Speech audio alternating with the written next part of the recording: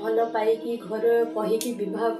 किंतु आपणकर भल पाइबा हाथ जो बहुत दुख अशांति असंतुष्ट पाँच आप क्या कहीपारना आपन को दुख कही कटु कथा आपत आघात देती आपड़ यही 3टी कहानी थे मन पकई देखूँ आपण कष्ट तुच्छ लगे कौन से 3टी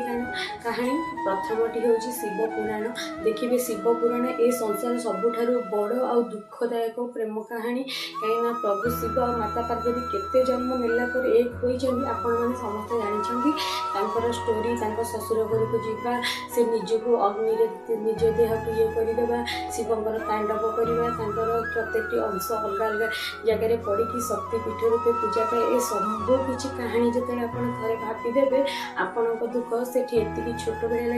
लगे कि जो समस्ते सब कथा भूली पार्छ मुझे जहाँ विश्वास कर जहाँ हाथ धरती तार ये टिकी कथटा भूलिकी आउ थे सहित हसिकी कथा कहीकि संसार कथा सहित करी द्वितीय कहानी हूँ रामायण जो माँ सीता जी की एक राजकन्या थे पाखे ऐश्वर्य सुख भोग करने किंतु से पति धर्म पालन कर स्वामी सहित 14 वर्ष वन में बास कले से पुणी रावण हरण कला से प्रति मुहूर्त गछ पाखे बसिकी गोटे ही तो ना धारा जप कर प्रभु आसवे मो स्वामी आसवे मत उद्धार करेंगे किंतु हेले कौन प्रभु तो आसिले उद्धार भी कले किंतु जगतर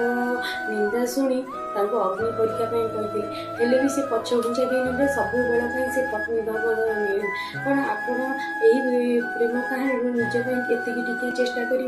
जहाँ मुझे आउ थे यही संपर्क पुनर्बार नुआ ठार आउ थे भल कि बढ़ी पारे जदि मो मन में कौन सी कथा आघात देती भूलिकी आगू बढ़ी पारे